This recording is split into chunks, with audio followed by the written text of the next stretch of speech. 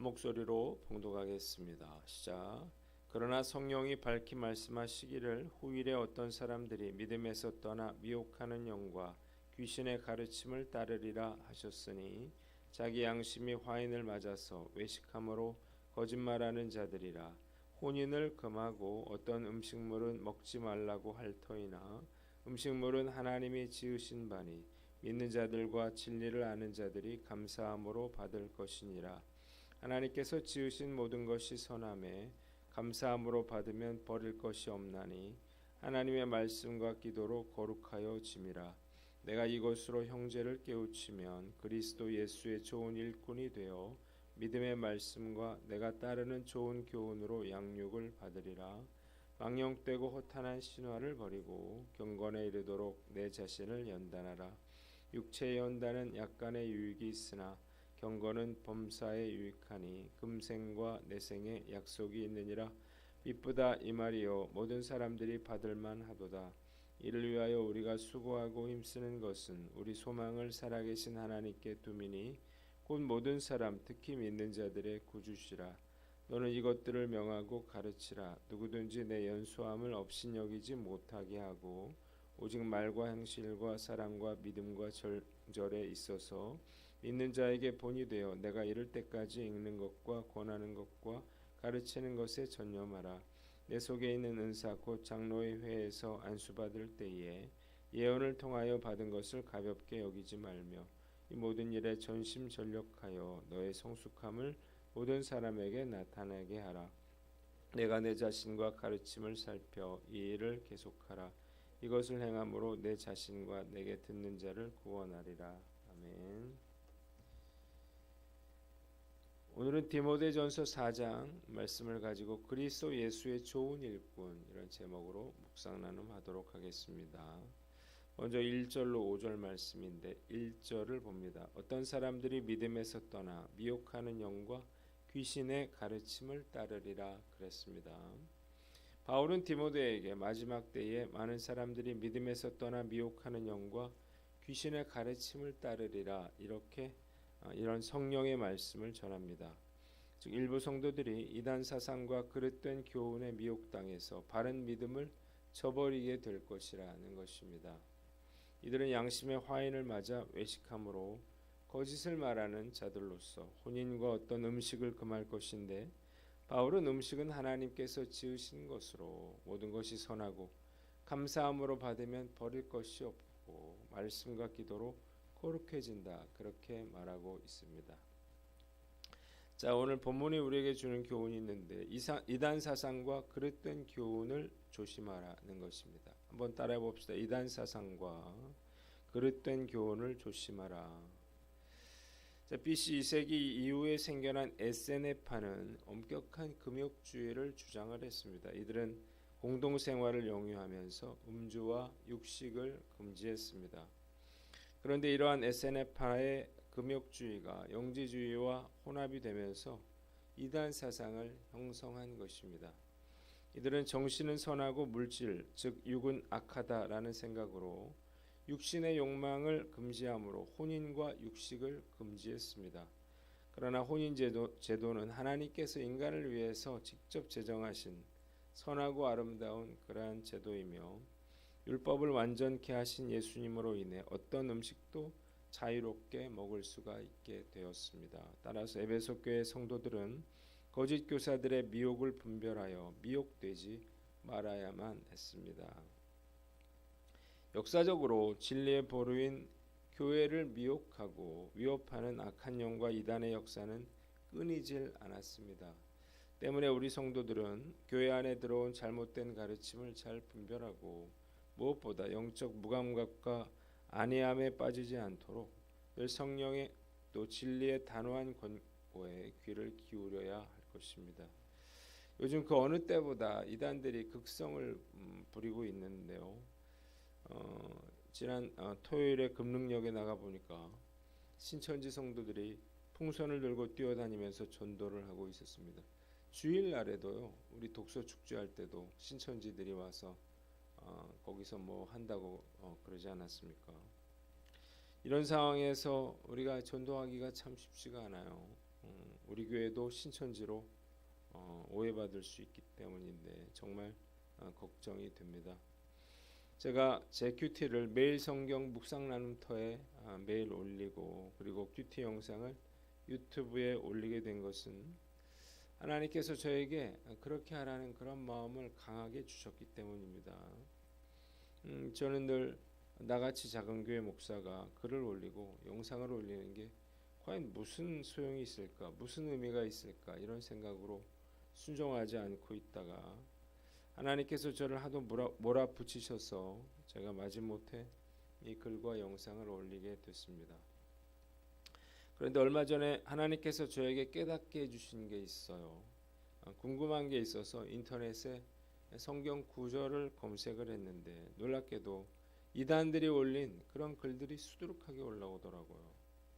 내용은 없는데 이 사람들이 자주 올리다 보니까 검색 상위권에 이렇게 올라온 거예요. 영상도 마찬가지입니다. 이단들이 만든 영상들이 정말 많았습니다. 이래서 하나님께서 나에게 이런 내 큐티와 영상을 올리라 하셨구나 그런 생각이 들었습니다.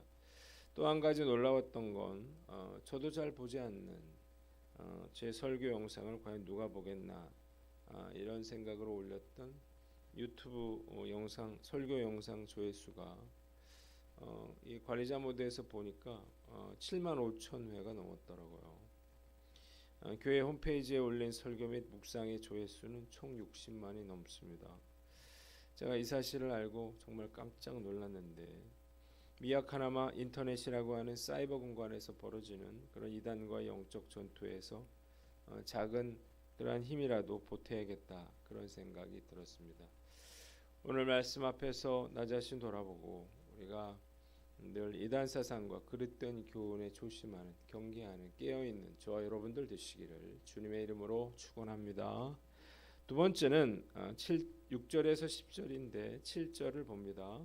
망령되고 허탄한 신화를 버리고 오직 경건에 이르기를 연습하라 그랬습니다. 바울은 그가 전한 교훈으로 성도들을 깨우치면 디모데 자신이 예수의 좋은 일꾼이 될 것이라 이렇게 말을 했습니다. 교인들을 말씀으로 양육하는 가운데 그 자신이 성숙된 그리스도의 일꾼이 될 수가 있기 때문이죠. 또한 바울은 디모데에게 망령되고 허탄한 신화를 버리고 경건에 이르도록 자신을 훈련하라 이렇게 권면을 합니다. 육체의 훈련과 비교할 수 없는 그런 유익을 얻기 때문이에요. 바울은 이 세상과 장차 올 세상의 생명의 약속을 얻기 위해 하나님께 소망을 두고 수고하고 전력을 다하라고 그렇게 권면하고 있습니다. 한번 따라해 봅시다. 경건의 훈련을 연습하라. 자, 바울은 마치 운동선수가 그렇게 훈련하듯이 믿음의 말씀과 선한 교훈의 지도를 따라서 경건에 이르기를 힘쓰라 그렇게 말하고 있습니다. 경건 훈련은 한순간에 이루어지는 게 아니죠. 마치 운동선수가 운동하는 것처럼 철저하게 연습하고 또 훈련해야 하는 것입니다.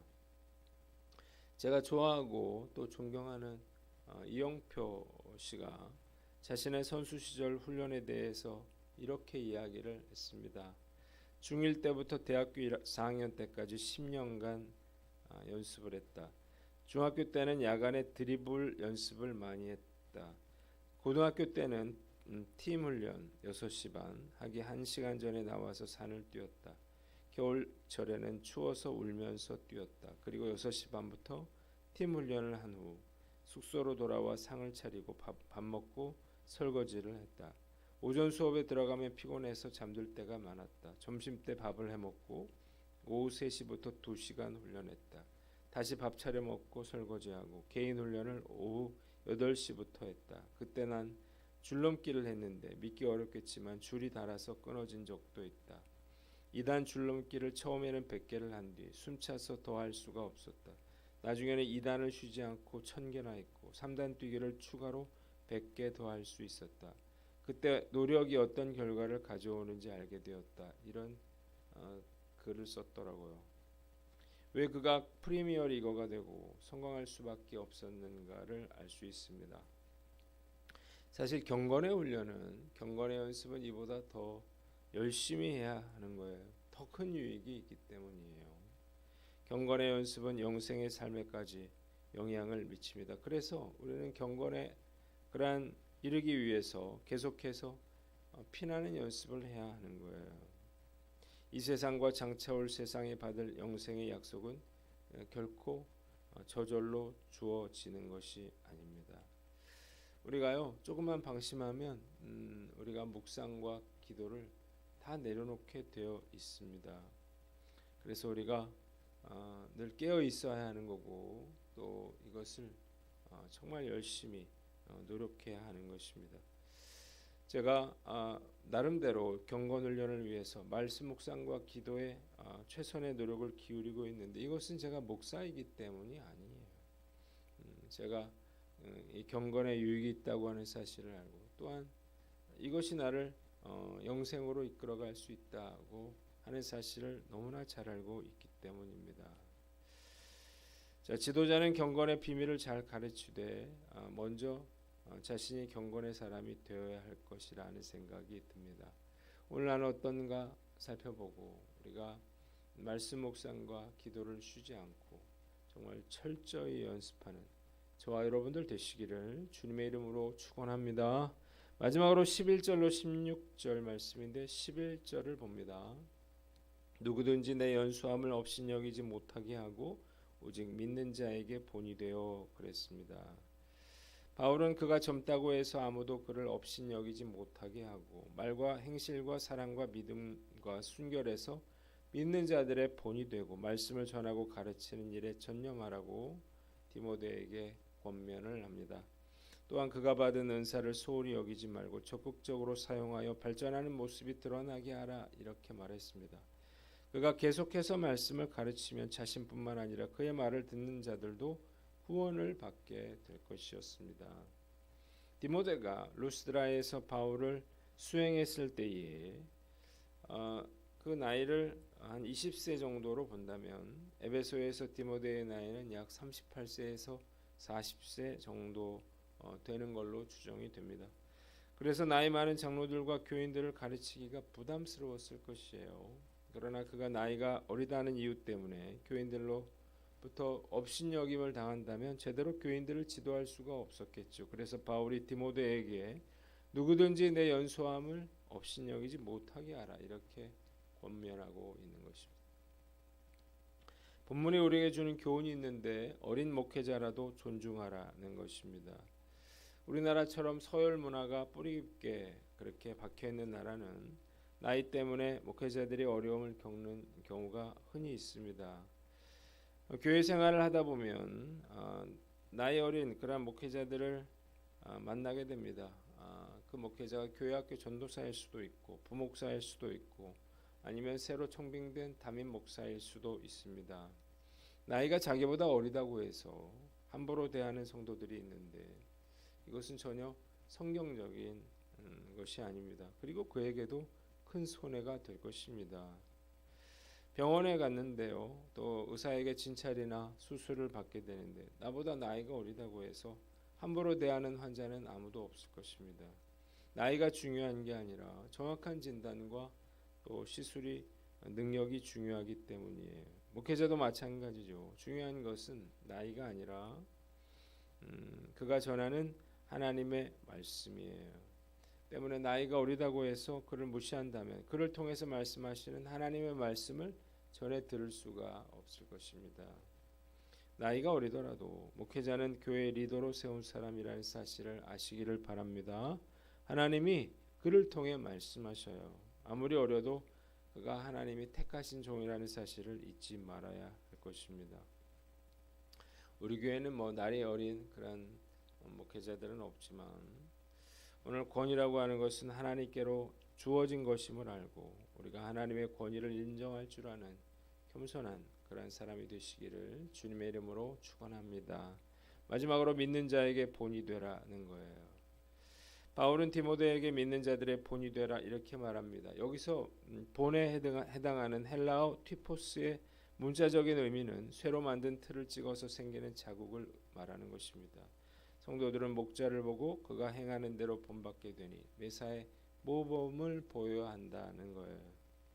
권위라고 하는 것은 지위에서 나오는 것이 아닙니다. 진정한 권위는 지위가 아니라 언행일치에서 나오는 거예요. 말과 행동이 일치하는 삶을 살 때 비로소 그를 인정하고 존경하게 되는 것입니다. 저는 이 사실을 아주 잘 알고 있습니다. 그래서 말로만 성도들에게 말과 행실과 사랑과 믿음과 정절을 지키라고 말할 것이 아니라 나 스스로 그렇게 살아가는 모습을 보여주어야 한다라고 저는 늘 생각하고 있습니다. 예수님은 눈에 보이지 않죠. 성도들의 눈에 보이는 사람은 바로 목회자입니다. 그래서 성도들은 목회자를 보고 배우게 돼요. 그래서 목회자가 어떤 사람인가가 그 교회를 결정하게 되는 것입니다. 그래서 나의 모습이 곧 성도들의 모습임을 알고 믿는 자에게 본이 되도록 최선의 노력을 다해야겠다, 그런 생각을 해봅니다.